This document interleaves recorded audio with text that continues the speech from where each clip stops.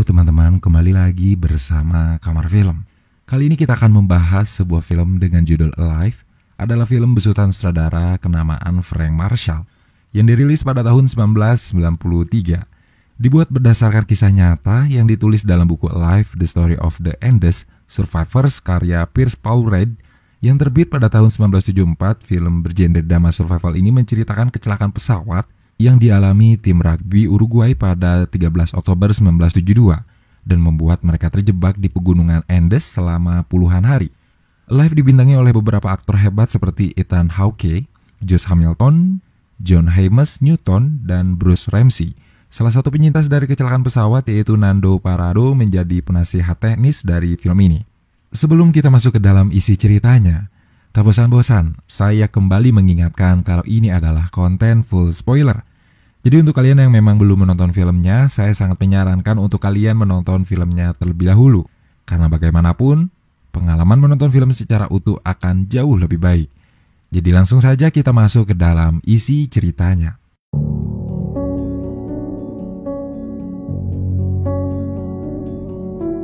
Film dibuka dengan memperlihatkan monolog dari Carlos Carlitos dan foto-foto dari beberapa pemain tim rugby yang diceritakan oleh Carlitos dengan perenungannya setelah 20 tahun selamat dari tragedi yang menimpa ia dan teman-temannya di pegunungan Andes.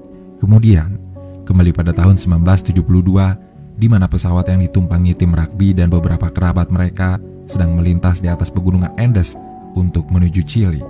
Suasana di dalam pesawat sangat ramai dan ceria oleh para pemain rugby. Pesawat masih terbang dengan baik sebelum pada akhirnya mengalami turbulensi akibat cuaca yang buruk. Pesawat mereka terbang rendah hingga ekornya menghantam pegunungan dan menerbangkan seorang pramugara beserta 4 orang anggota tim keluar pesawat. Sedangkan badan pesawat masih terus maju jauh ke depan sebelum akhirnya berhenti di salju tebal yang berhasil menahannya. Banyak yang selamat dari kejadian mengerikan itu, namun 6 orang telah tewas setelah pesawat mendarat. Di antaranya adalah Alex, ibu Nando, dan juga pilot. Beberapa yang lain sekarat akibat luka parah. Nando dalam keadaan koma. Mereka melakukan pertolongan pertama semampu mereka untuk menangani orang-orang yang terluka, membuat ruangan di badan pesawat, membuat selimut dari ruang kursi, dan mulai memikirkan cara bertahan hingga bantuan dari tim SAR datang. Hari menjelang malam dan cuaca semakin dingin. Nyonya Alfonso yang terjebak di kursi dan tidak ingin dipindahkan terus berteriak hingga membuat beberapa orang tak nyaman mendengarnya. Ia baru berhenti berteriak ketika Carlitos membentaknya dan menyuruhnya untuk diam. Semua orang di dalam pesawat meringkuk dan berdekatan satu sama lain agar tetap hangat. Namun, cuaca yang buruk dan angin yang bertiup kencang membuat Antonio, Roy, dan Rafael harus bergerak memindahkan koper untuk menutup lubang di ujung badan pesawat agar bisa menahan angin. Dalam semalam, korban tewas kembali bertambah. Antonio berusaha mencari cara agar bisa menghubungi tim SAR menggunakan radio. Sayangnya mekanik yang kejiwaannya terganggu setelah pesawat terjatuh mengatakan bahwa radio itu tidak akan berfungsi jika tidak menggunakan baterai. Sayangnya, baterai itu ada di ekor pesawat yang hilang. Di luar badan pesawat, beberapa anak sedang mengubur mayat teman-teman mereka di salju. Carlitos menangis dan menyesali perbuatannya, membentak Nyonya Alfonso yang tewas setelah berteriak semalaman. Mereka tidak memiliki persediaan makanan darurat, selain coklat, 4 botol wine, setengah botol rum, dan 9 kantong biskuit. Antonio berpikir keras agar dapat membuat 27 orang yang tersisa bertahan dengan makanan itu hingga tim SAR menyelamatkan mereka. Ia berharap helikopter akan menjemput mereka sore itu. Maka, ia mulai menjatah 1 tutup botol anggur dan 1 persegi coklat untuk masing-masing orang. Beberapa anak yang sedang merokok di luar mendengar suara pesawat pencari. Namun karena cuaca yang masih buruk, tentu saja hal itu menghalangi jarak pandang, sehingga mustahil bagi tim SAR atau mereka untuk mengetahui posisi masing-masing. Gelap kembali tiba. Semua orang tidur berdempetan untuk menghalau dingin. Suasana di badan pesawat benar-benar hening. Semua orang sibuk dengan pikirannya masing-masing. Beberapa di antara mereka ada yang terlihat menangis. Malam terasa cepat berlalu. Mereka bangun dan mulai melakukan apapun yang mereka bisa untuk bertahan. Sedangkan beberapa yang lain lebih memilih bersantai dan memandangi pegunungan bersalju yang membentang. Hari itu, Nando tersadar dan menanyakan apa yang terjadi. Roberto yang menanganinya memberitahukan bahwa mereka jatuh. Ibu Nando yang telah meninggal dan adiknya Susana yang membutuhkannya. Nando langsung terbangun untuk melihat keadaan Susana dan merawatnya. Ia telah sepenuhnya sadar. Keesokan harinya, sebuah pesawat melintas dan semua orang berteriak memberi tanda. Sayap pesawat itu menukik dan mereka dengan sangat yakin berpikir bahwa mereka akan diselamatkan hari itu. Semuanya bersorak gembira dan tidak lagi memikirkan penjatahan makanan. Wine dan coklat yang tersisa mulai dimakan oleh mereka, kecuali Javier, Liliana, dan tentu saja Antonio yang tidak mengetahui hal itu. Tetapi ternyata perkiraan mereka salah, tak ada yang datang menyelamatkan mereka. Antonio marah besar setelah membuka kotak persediaan makanan dan tidak menemukan satu pun yang tersisa di sana. Harapan mereka menghilang hari itu. Setelah 5 hari terjebak di pegunungan, kelaparan dan putus asa, itulah yang mereka rasakan. Saat Roberto, Zerbino, dan Tintin sedang membuat tempat tidur gantung untuk Federico dan Alberto yang mengalami cedera kaki. Tintin menemukan radio dan segera memberikannya pada Antonio. Di badan pesawat, Nando menjaga Susan dengan sangat baik, namun ia mengetahui bahwa adiknya itu sekarat.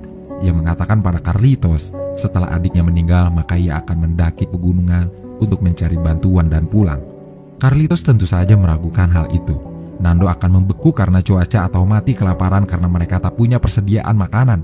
Dengan sangat yakin, Nando menjawab bahwa ia akan memotong dan memakan daging dari pilot yang telah tewas. Hari berikutnya, Antonio dan Tintin mencoba mencari informasi dari radio yang ditemukan. Roberto masih sibuk dengan kegiatannya merawat teman-teman yang terluka. Sementara kondisi semakin kacau, Antonio yang mendapat informasi bahwa tim SAR belum berhasil menemukan posisi mereka membuat beberapa orang menjadi bingung dan panik. Carlitos membuat rencana pendakian bersama Rafael untuk menemukan ekor pesawat dan membawa baterai untuk menghidupkan transmitter. 5 orang melakukan pendakian mencari ekor pesawat, dan satu di antaranya hampir terjatuh ke dalam jurang jika Roberto tidak segera menariknya. Alberto menemukan peta dan menunjukkan posisi mereka serta jalan menuju Chili. Tetapi Roberto yang baru saja pulang dari pendakiannya menyatakan keputusasaan karena berpikir mereka tidak akan bisa melintas dan mendaki pegunungan itu. Nando hanya mendengarkan pembicaraan mereka di badan pesawat, memikirkan sesuatu yang lain. Malam yang dingin dan sunyi kembali tiba. Carlitos meminta teman-temannya untuk berdoa rosario. Semuanya berdoa, kecuali Vito yang mengatakan bahwa dirinya adalah seorang agnostik. Hari-hari terus berlalu. Antonio mulai menangis dan mengakui ketidakberdayaannya untuk menyelamatkan mereka. Di saat yang sama, Nando mengabarkan bahwa Susan telah meninggal malam itu. Duka terlihat di matanya. Dengan suara parau, ia mengatakan akan memakamkan Susan besok hari. Di hari ke-9, setelah Nando dan Roberto memakamkan Susan, Antonio harus menelan pil pahit ketika mendapat informasi dari radio bahwa pencarian mereka dihentikan. Nando yang lebih realistis lalu mengabarkan, dalam tanda kutip, kabar baik pada teman-temannya ketika Antonio menolak karena berpikir itu akan membunuh harapan mereka semua. Nando mengemukakan idenya untuk memakan mayat dan memulai pendakian untuk mencari bantuan. Tak ada pilihan lain yang dapat Nando berikan. Awalnya semua orang menolak kecuali Roberto. Menjadi kanibal adalah sesuatu yang menjijikan untuk mereka. Roberto berusaha meyakinkan teman-temannya untuk mengikuti ide Nando agar mereka terhindar dari kelaparan. Setelah beberapa perdebatan, Roberto menyusul Nando yang keluar lebih dulu. Ia memberitahu Nando bahwa yang lain akan memutuskannya esok hari. Ketika malam tiba, Roberto kembali meyakinkan teman-temannya lagi. Kini semakin banyak yang menyetujui ide Nando. Keesokan harinya, Roberto mulai memotong dan memakan daging salah satu mayat yang telah membeku. Menahan perasaan jijiknya, hingga kemudian teman-temannya mengikuti. Nando tak ikut dengan mereka. Ia berada di badan pesawat karena tak ingin melihat jika mereka sedang memakan mayat adiknya. Namun, Roberto mengatakan bahwa mayat yang dimakan adalah mayat seorang pria. Setelah makan, Rafael, Juan, dan Zerbino berangkat untuk mencari ekor pesawat dan membawa baterai untuk menghidupkan transmitter. Butuh waktu semalaman untuk mereka menempuh perjalanan pertama.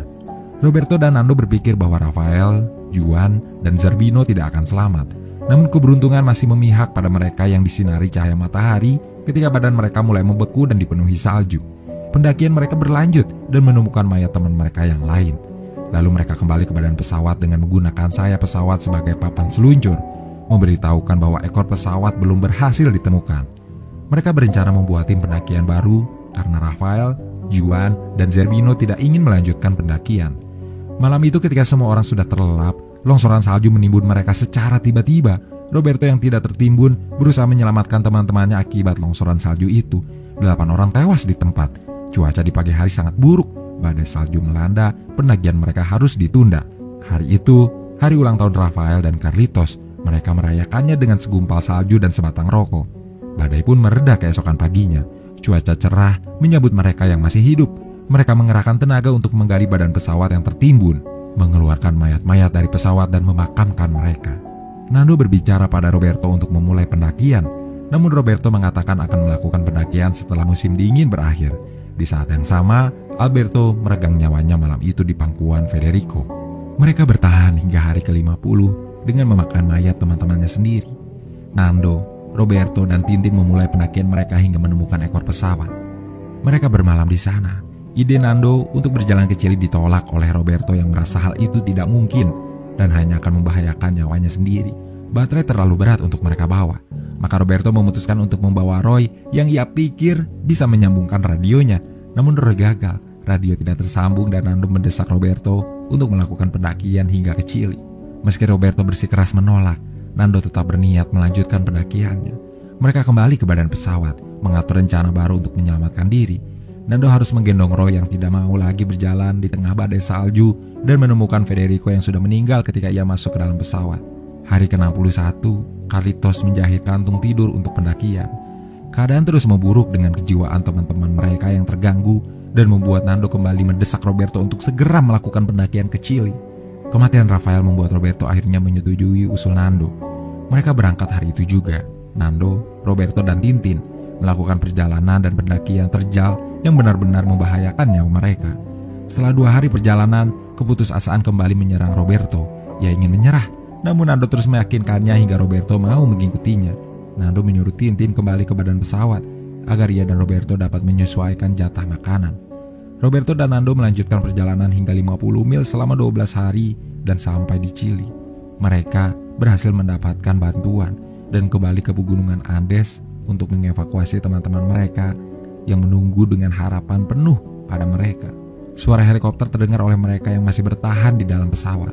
Semua orang keluar, bersorak bahagia dan saling memeluk satu sama lain. Setelah mereka berhasil diselamatkan, mereka semua kembali ke lokasi kecelakaan, mengubur mayat 29 orang yang meninggal di bawah tumpukan batu dan menandainya dengan salib yang kemudian menjadi tugu peringatan atas kecelakaan itu. Lalu, film pun selesai. Berdurasi 120 menit, plot yang dibuat memang berjalan sangat lambat. Meski begitu, penyampaiannya sederhana dan menarik. Frank Marshall berhasil mengolah cerita ini dengan cukup baik. Saya bisa membayangkan bagaimana kebosanan meneror jiwa mereka yang selamat dari kejadian mengerikan itu selama 3 bulan dan harus memakan mayat teman mereka sendiri untuk bertahan hidup. Hal yang sungguh gila jika terjadi dalam kehidupan normal. Keberhasilan Alive dengan penceritaan kisah nyatanya tentu didukung oleh Nando yang menjadi penasihat teknis pada film yang memberikan gambaran penuh tentang harapan dan tekad hidup yang luar biasa. Bahkan dari sinematografinya yang menakjubkan pun, Alive sudah dapat memberikan gambaran banyak tentang emosi dan tekanan yang para penyintas rasakan. Meski secara keseluruhan film ini agak menegangkan dan mengganggu dari unsur kanibalisme di dalamnya, namun humor yang terselip benar-benar bisa membantu mengurangi ketegangan itu. Akhir kata, Alive memang sangat layak untuk ditonton karena benar-benar menarik dan berkesan untuk saya pribadi dan mudah-mudahan untuk kalian semua juga. Segitu saja teman-teman pembahasan film kita kali ini. Terima kasih untuk kalian yang menonton konten ini sampai akhir dan juga terima kasih untuk kalian yang menanti-nanti konten dari Kamar Film. Sekali lagi terima kasih dan wassalamualaikum warahmatullahi wabarakatuh.